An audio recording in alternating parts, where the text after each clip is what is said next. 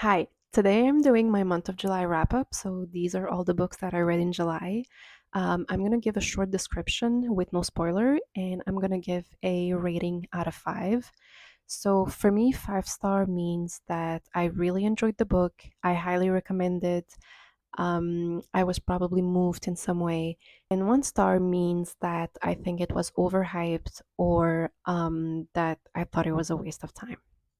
The first book is The Housekeeper and the Professor. This is the story of an old math professor who loses his memory, only remembers the last 80 minutes, and so his housekeeper has to reintroduce herself every single day. It's a short and touching book about platonic love and living in the moment. Also, there are literally math equations in the book because the professor has this beautiful appreciation of numbers, and it's so poetic and yet still relevant to the storyline. I think the author did a fantastic job, and it's definitely a 5 stars for me. Next book is The Maid. This is the story of a maid called Molly who works at a hotel and discovers a dead body on the job and becomes the prime suspect. Molly is clearly on the spectrum, even though it's never explicitly mentioned in the book. She's also quite clueless and naive and doesn't know when other characters are taking advantage of her. Um, I pictured Beth from The Queen's Gambit, like that's how I pictured Molly. Um, Overall, it was light and not too complex. There's no crazy plot twist or anything like that. It's really just the investigation unfolding. But it was still an enjoyable read, and I give it 4 stars. They Both Die at the End is about two boys who know they will die by the end of the day, and we follow them through their last hours. The book had such a good concept. It's a great idea, but it just wasn't it for me. It was extremely slow.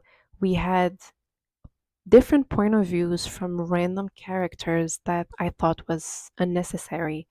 I think this book is very overrated, and also I'm probably not the target audience, so 1 star. Next book is The Silent Patient. This is the story of a woman named Alicia who shoots her husband in the face 5 times and never speaks again. The story is told from her therapist's perspective, and we follow him in his efforts to make her speak again. I was not expecting that plot twist, which is why I give it 5 stars. I think a movie adaptation of this book would be incredible. Next is The Dangers of Smoking in Bed.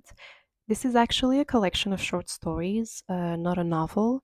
It's spooky, it's dark, it's morbid, and short stories are great for people who want to get into reading without committing to a full novel, or for people who want to get out of a reading slump. And this collection is different from anything that I've read before.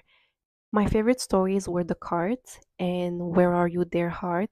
Both stories were weird and sinister, and I think Mariana Enriquez is incredibly talented. This is an easy 5 stars. Next is Clara and the Sun. It's about Clara, who is some sort of AI who lives with a sick child named Josie. I did not like this book at all. It's pages of descriptions and small interactions. I was 150 pages in and I was still wondering what the story was about. It's supposed to be philosophical, but I thought it was very boring. Ishiguro actually won a Nobel Prize, but this book was overrated. I'm still going to read his other books. I have Never Let Me Go on my TBR for the month of August, but for Clara and the Sun, I'm going to give it 2 stars. Next book is The Housemaid. It's the story of a maid called Millie who works for a crazy rich woman, and she has to live in the attic where the door locks from the outside. I absolutely love this book. I read it in one day. I love the writing style. I think Freida McFadden is brilliant, but unfortunately, I thought the ending was rushed and predictable. The last 30 pages kind of ruined the book for me, but I'm still gonna give it 4 stars. And I'm hoping that the second one, The Housemaid's Secret, is better. It's on my TBR for August. Next book is Before the Coffee Gets Cold. This is the story of a coffee shop that can bring people back to the past. You can go back to the past for a cup of coffee with someone, but only before the coffee gets cold. Obviously, The people who go to this coffee shop have some sort of regrets. They have missed an opportunity or they want to meet someone who passed away.